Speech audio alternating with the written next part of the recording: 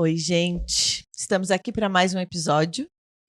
Nesse episódio, a gente tem uma convidada muito especial, uma mineira que tem um sotaque gostoso de ouvir, gente. Cláudia Conserva, nossa super líder, né? Treinadora de líderes. Ela tem esse desenvolvimento de líder, premiada aí pelo Prêmio Ser Humano, com case nesse sentido. Hoje desenvolveu sua carreira para esse fiéis, né? Mas, gente, o Isso. currículo dela é muito grande, não vou falar aqui, vocês olham lá no LinkedIn dela. Mas a moça é. Cláudia, prazer ter você aqui com a gente. Ai, prazer é Obrigada, seja meu. bem-vinda. Obrigada, gente. Eu que agradeço. Muito obrigada por estar aqui nessa conexão com vocês. Cláudia, psicóloga de formação.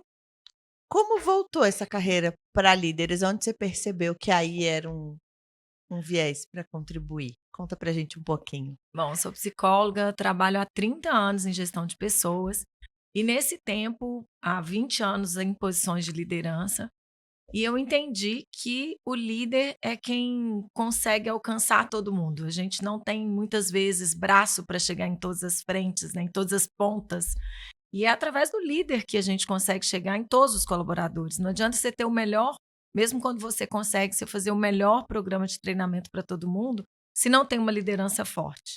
Então, é através da liderança, acredito muito nisso, que é potencializando a liderança que nós alavancamos os negócios. Então, decidi me empreender nessa direção. E é uma coisa que eu amo, eu senti todas as dores da liderança também, né? Então, acho que juntos a gente vai conseguir aí melhorar os negócios de muitas empresas. Quando a Cláudia fala todas as dores, ela já foi empreendedora, colaboradora e Isso. hoje aí no outro lado aí prestando essa Desenvolvendo. consultoria, desenvolvendo. Quando a gente fala disso, né, você falou que é muito importante o líder tá, a gente também sempre fala, né, a gente volta e fala que a cultura é o que determina algumas coisas, eh, e sempre tem que vir top down, né, então Sim. a gente materializa isso. O que você destaca aqui, né, como que você vê nesse cenário atual de liderança hoje? Como que tá esse cenário hoje nas empresas? O que parece? A gente está preparado aí para encarar o futuro, os líderes que estão no mercado? Olha, isso a gente já está falando muito que não, né? Não estamos preparados. Nós não teremos líderes suficientes, é o que as estatísticas mostram, né? As predições, né? São de que a gente não vai ter realmente líderes, as pessoas não querem ser líderes. A gente está. É a primeira vez na história que nós temos as 4 gerações trabalhando juntas. E a gente não vê os mais novos querendo a carreira do mais velho, né? A gente não vê isso muito mais. Então, foi feita uma pesquisa nos Estados Unidos que apenas 2% das pessoas querem ser CEO. Tudo bem que eu não preciso que mais do que 2% da empresa seja CEO, porque não tem espaço para todo mundo. Mas só 2% quer. Dos que querem, eu preciso desenvolver e filtrar quem de fato vai conseguir ser. Então, eu começo a não ter volume de pessoas para alcançar essas posições de liderança. Então, a gente realmente está desfalcado, e isso, inclusive, é uma demanda muito grande do desenvolvimento, porque as pessoas que estão assumindo, muitas vezes, não estão também preparadas. As pessoas não querem e quem quer pode não estar preparado do jeito que a gente precisa, né? Que os negócios precisam. Quando eu fiz essa transição para a liderança, tive aí o apoio de 2 pessoas, né, que me fizeram isso. Uma porque eu nunca tinha sido empreendedora e eu sempre tive mentalidade de que seria funcionária a vida toda, pela questão familiar, pela cultura que eu Uhum. vinha, então tive muita dificuldade nisso. E depois, porque como ser líder, né, líder de quê, né, o que que eu tenho que abrir mão sendo líder? Então eu tive o apoio de 2 pessoas que para mim foram muito importantes. Uma a gente vai ouvir daqui, né, num próximo episódio aqui também. Eh, mas, quando a gente fala dessas lideranças hoje, acho que um dos maiores questões que eu e a Mari a gente esbarra, principalmente quando a gente vai falar da parte trabalhista, é a gente encontrar líderes despreparados, líderes que vêm com aquela questão, eu contribuí com as pessoas e, mais ou menos replicando, né, alguém foi ruim comigo, agora eu vou ser assim, agora eu que estou Uhum. nessa cadeira, eu que vou mandar, eu que vou fazer, as coisas são do jeito que eu quero. E aí a gente percebe que a gente encontra líderes que não querem soltar a operação, e querem continuar na operação, Uhum. mas querem ser líderes. Sim. Hoje, quando você vai fazer treinamento nas empresas, né, e é onde a gente esbarra muito depois aqui no nosso viés trabalhista de encontrar as empresas não conseguindo dar continuidade a vários processos que a gente se propõe, né, querendo implantar, porque a gente trabalha para evitar esse contencioso, mas a gente não consegue avançar, né, como você falou, Uhum. não sai dali, porque o líder continua nessa questão operacional. Hoje você percebe isso com esses líderes que estão hoje postos no mercado? Muitos. Você traduziu o que eu vejo. E o que que acontece? Eu falo isso muito nos meus programas, né, quando eu estou com as pessoas nos programas de desenvolvimento, que o líder quando ele não sai da operação 100%, porque eu não estou dizendo de ter uma outra atividade operacional. Eu fui diretora, né? Então, fui coordenadora, gerente, diretora. Mesmo como diretora, a gente faz operacional. Não tem jeito de fugir de uma ou outra. Mas eu preciso fazer, eu mergulho um pouco lá no operacional, mas eu preciso ficar no estratégico. Então, e os líderes que gostam da operação, que não querem soltar, que estão inseguros muitas vezes, porque a impressão que eles têm é uma ilusão de que se eu estou aqui, eu continuo sendo necessário. Mal sabe que ele está na posição de líder, então ele é necessário como líder. E o que acontece é que eu falo que há uma falta de compromisso com a empresa quando você é líder e você não está na posição de liderança. Por quê? Um coordenador que vai fazer o operacional de um analista, ele desfalca a posição de coordenador. O gerente desce para ser coordenador. O diretor desce para ser gerente porque o gerente foi coordenar. E a empresa fica manca. Fica manca, porque não tem. Não, E o não estão. analista está Papéis não sobrando e estão. não E é o analista. analista. E aí você vê, inclusive, nas pesquisas de clima, os líderes extremamente sobrecarregados e os não líderes tranquilos. Não, ou estão sobrecarregados porque não sabem o que tem que fazer, né? Porque, Fica todo mundo ou parece que meio perdido. Isso. Porque não tem uma direção. Porque se o líder não direciona, o líder não orienta, não acompanha, não verifica o resultado, a pessoa fica perdida. Então fica todo mundo andando de um lado para o outro, arrastando chinelo, eu falo, que é fazendo barulho, barulho, barulho, mas quando você vai ver, não saiu do lugar. Andou muito, mas não saiu do lugar, né? Ô, Cláudia, tu acha que esse problema do líder não necessariamente ocupar o seu lugar e ficar muito no operacional é muito mais um problema da própria pessoa que ocupou aquele lugar e não está preparada para aquilo?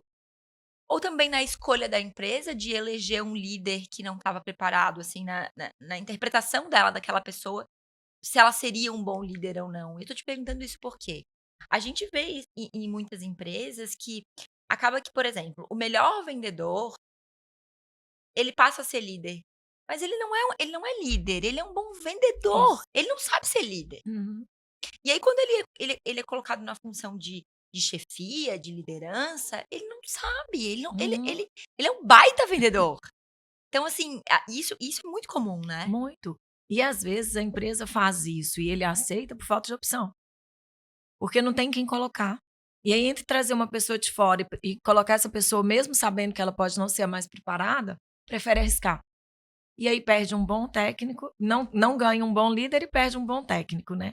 Mas tem uma terceira coisa, Mari, que acontece, que infelizmente eu vejo acontecer, empresas que cobram dos líderes o detalhe do detalhe do detalhe. E a própria empresa, como Michele falou, que começa de cima, o próprio CEO tem uma exigência com o diretor, que tem uma exigência com o gerente, que tem uma exigência com o coordenador, que faz ele ficar lá naquela posição.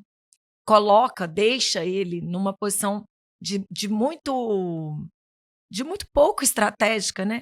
Uma posição muito operacional. Então, se você tem que dar conta, se você tem que saber na ponta da língua eh, qual, sei lá, quantos atendimentos não seria o caso, mas uma coisa que é muito operacional, então assim, conseguiu ou não conseguiu, vou pensar em RH, né? Fica mais fácil para mim. Conseguiu ou não conseguiu aquela vaga, fechar aquela vaga X? Se eu tô lá na posição de diretor, eu não preciso ter essa resposta na ponta da língua. Deixa eu confirmar. E tem empresas que, se você vai confirmar, entende que você não é um bom líder, porque você tinha que saber de tudo. Como ninguém dá conta de saber de tudo, para eu atender a minha chefia, sabendo do que a minha chefia tem de expectativa, eu saio da liderança. Olha só que Então, interessante. isso acontece muito. Eu imagino que por uma insegurança mesmo. Muitas vezes porque não tem processos muito definidos, porque se tem muito estruturado, como que se tem uma cultura forte, que é mais ou menos os impactos que vocês vivem no negócio de vocês, né? Quando a Michelle falou, a gente tenta implantar algumas coisas, porque não adianta. Você pode implantar o melhor programa, ele pode estar rodando na empresa. Se você tem uma liderança que não cuida bem dos seus colaboradores, que não direciona bem o trabalho, você vai ter problemas na justiça trabalhista. Isso vai chegar lá na frente, né? Não, e digo muito mais da empresa não conseguir nem ser efetivo. Por exemplo, vamos implantar um programa de benefícios. Aí, né, a gente senta, conversa, estipula. Não, o RH ajuda vocês. Quando chega no líder, ele não consegue traduzir isso para o colaborador dele e isso vira o demérito. Não, porque não Uhum. tem esse, tem só esses e esse benefício não tem. É. Não, mas é que a gente estudou junto, a gente viu. Então ele se coloca numa posição de empregado Isso, e não na isso. posição de líder. É. Daí, mas você não estava lá quando a gente tomou a decisão. Não, mas é que eu não concordo. Porque É. ele não quer fazer esse papel ruim de, junto com o colaborador, olhar e falar: não, mas veja bem, isso é importante para a empresa, É. mas nesse momento o orçamento permitia isso, isso, isso. É. A gente, né, eu sempre falo para os líderes e a gente fala isso para as pessoas. A gente não está pensando que você tem que defender 100% uma causa que você não acredita. Mas a hora de você dizer que não acreditava era lá. Isso. E Eu não acho agora. assim, Exato. quando saiu da sala, ele tem o papel de defender 100% aquela causa. Aquela ideia, né? Ele pode não, Ele pode não concordar. ele pode não concordar. Nós três estamos aqui numa sala e nós três decidimos alguma coisa que eu não queria, mas nós três decidimos. Eu podia não concordar antes, mas eu não fui convencida, eu não Você foi fui. voto vencido. Fui voto vencido, mas nós decidimos. Independente da minha vontade, essa vai ser a direção que a empresa vai tomar.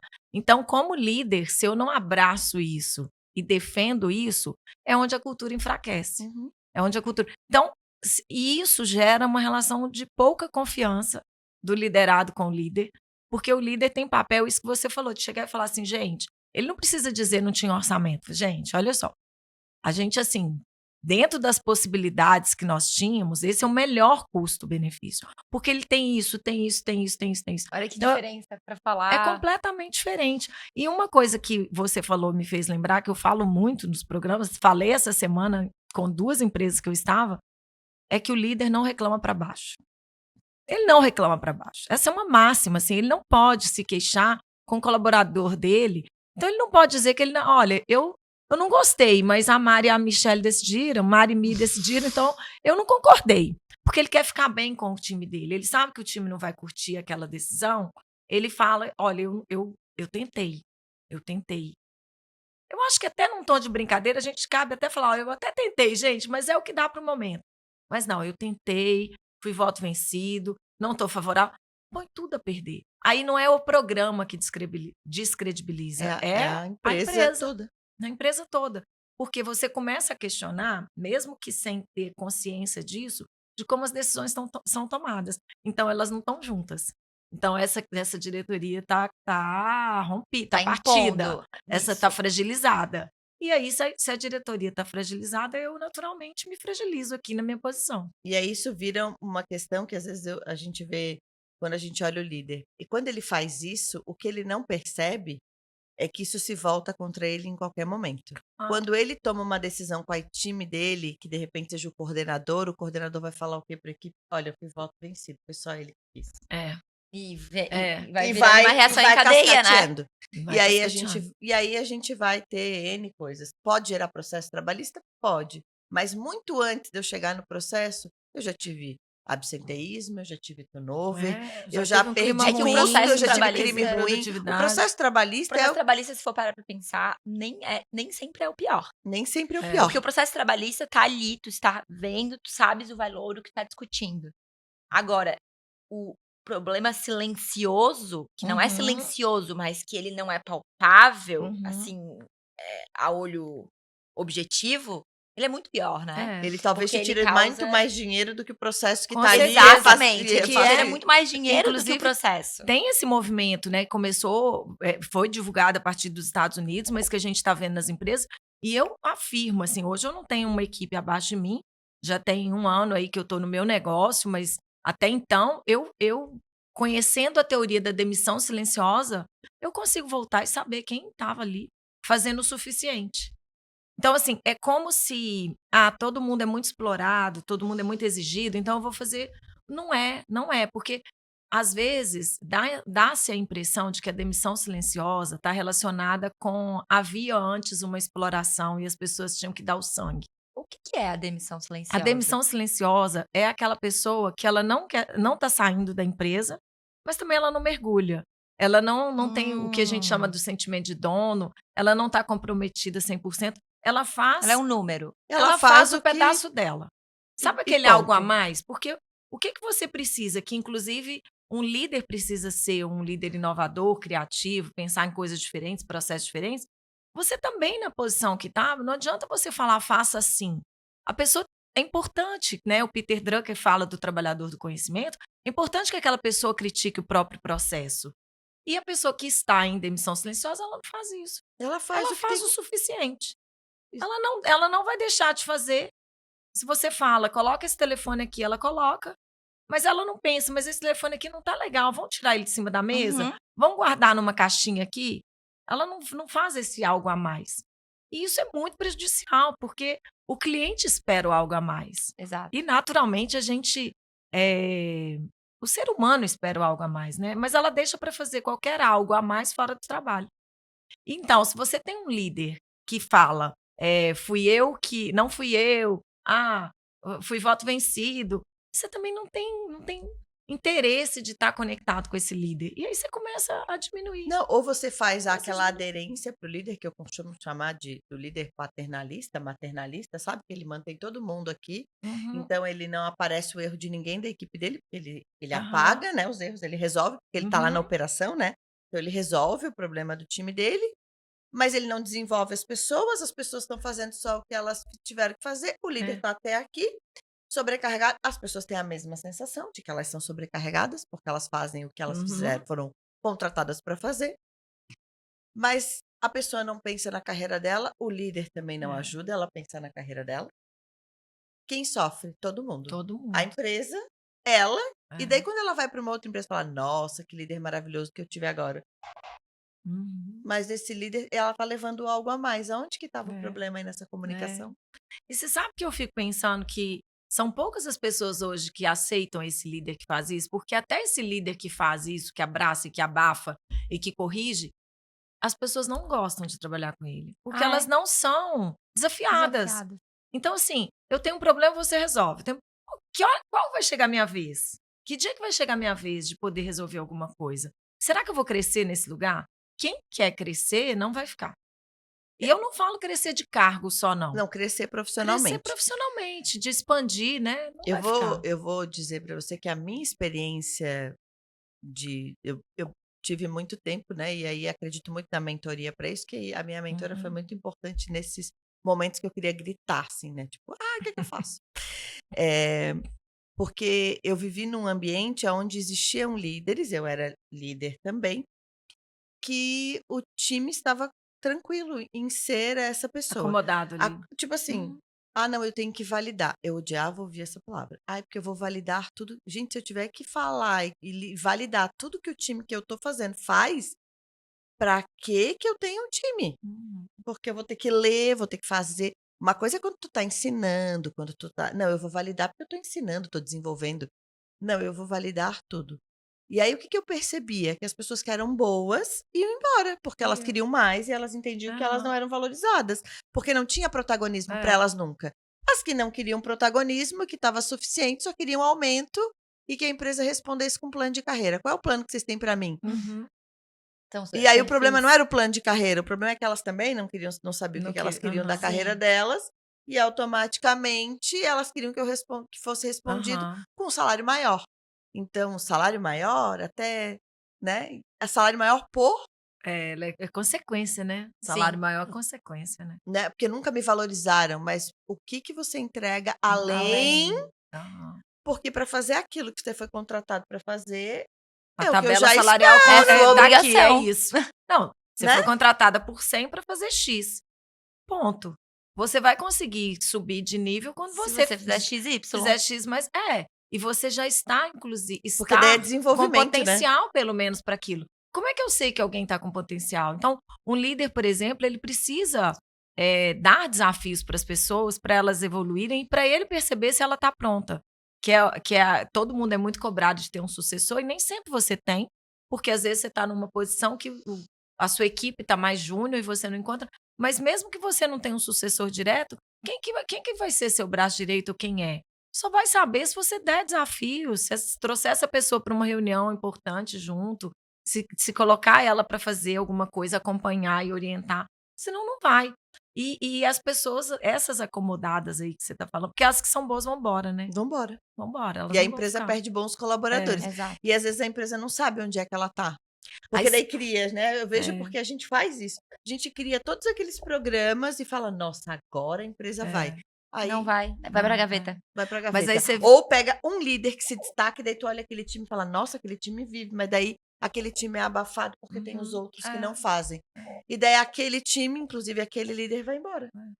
Não, e viu por que que então a liderança ela alavanca negócios? Porque você pode ter o melhor colaborador, se o líder não consegue com que essa pessoa coloque em prol da empresa essa melhor competência dela, porque o que que, né, a competência são as minhas meu talento, minha habilidade, conhecimento, habilidade, atitude, né, colocada em exercício nesse lugar que eu estou. Então, às vezes, a pessoa tem alguma competência que ali ela não aplica, porque ela não teve Não espaço. pode. Não O tem líder espaço. não conheceu, o líder não olhou para essa pessoa. E aí você estava falando, Michele, por exemplo, você faz igual com todo mundo, que aí é a questão da liderança situacional, né? Que é o M1, M2, M3, M4 lá. Eu não preciso validar tudo de todo mundo. Vai ter um grupo de pessoas ou uma pessoa que eu vou ter que validar tudo. Já vai ter outro que eu vou orientar e vou acompanhar em pontos específicos. E tem aquela que vai voar e vai me mostrar o resultado. Então, né, eu falei só 3 aqui, são 4 níveis, né, mas, dentro dessa escala de olhar tudo, orientar tudo no nível mínimo de detalhe, e você dar uma orientação mais geral, você tem que olhar para a pessoa e saber com quem que você está lidando, né. Quando a gente olha para isso, não é a nossa pauta aqui, mas veja se faz sentido para você. Quando a gente tem esse líder que faz esse mínimo detalhe, até com o M4, por exemplo, que Aham, ele não deveria, ele abala alguma coisa nesse profissional.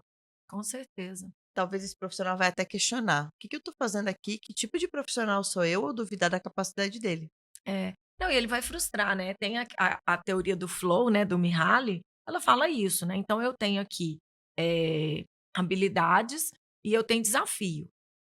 Então pensa que no meio do caminho estou em flow. Então se eu tenho menos habilidade do que o que você me entregou para fazer, eu vou ficar em pânico, vou desesperar. Eu preciso ter um acompanhamento de perto para poder subir um pouquinho e ir evoluindo no meu flow, vamos dizer assim. Se por outro lado eu te dou um desafio mínimo em comparação a todo o potencial, experiência, vivência que você tem, fica frustrante, fica desagradável, fica entedioso, né? Assim, entediante. E eu preciso dar o desafio do tamanho que é a potencialidade dessa pessoa, né? Para poder todo mundo crescer e a empresa E a crescer. responsabilidade do líder de desenvolver pessoas, né, porque o líder tá É. ali para isso, Pra É. isso. né. E às vezes as pessoas têm uma visão um pouco distorcida do líder, né. Eu sempre falo que o líder tá ali para servir. Aham, Ele eu adoro serve. isso. É. Mas isso não é o que a gente vê na prática Não, tanto, a né? gente ainda vê, infelizmente, muito líder autocrático, né, aquele líder autoritário, não de ter autoridade na posição que ele está, mas aquele que manda quem pode, obedece quem tem juízo. Infelizmente, gente, antigamente isso era muito comum, era falado, etcétera. Hoje a gente já vê um movimento muito diferente. Isso não é Eu uma acho que coisa a tão comum, gente mas ainda tem muito, eu acho que a gente ainda tem ainda muito. vê eu acho que pelo que eu observo, eu vejo uma evolução nesse papel do líder, muito mais, obviamente, em empresas grandes, que aí já Aham. estão mais evoluídas, mais, preparadas, Uhum. e observadoras das necessidades dos empregados, Uhum. também pela quantidade de pessoas.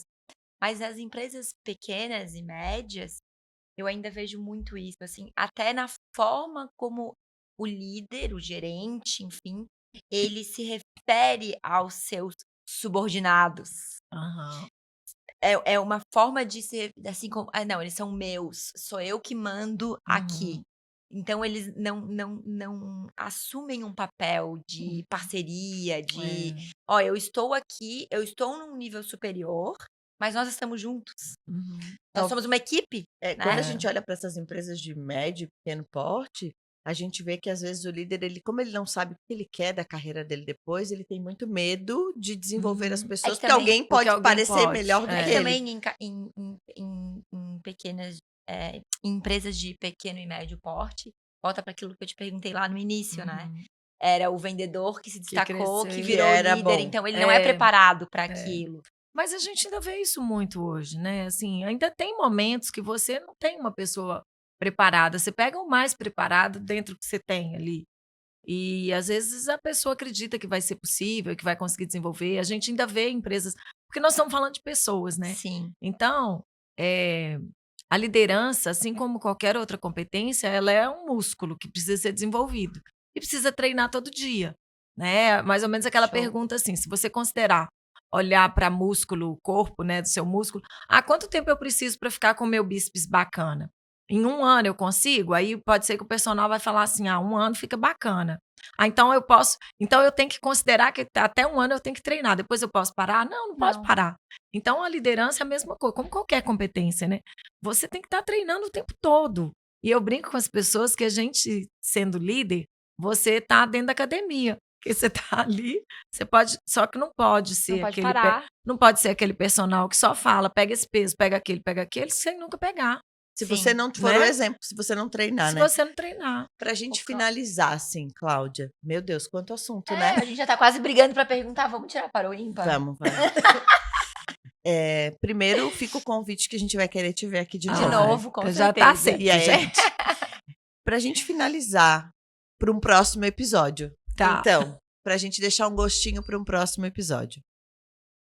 O que que você daria de conselho para esses profissionais, tanto dessas empresas bem estruturadas, que já têm os seus times de RH e que têm essa Uhum, visão, quanto para essa que ainda não olhou para isso e tem e que precisa desse olhar, né? uhum. Que conselho você daria para eles? E aí convidando eles para ir num próximo episódio que a gente for gravar. Tá.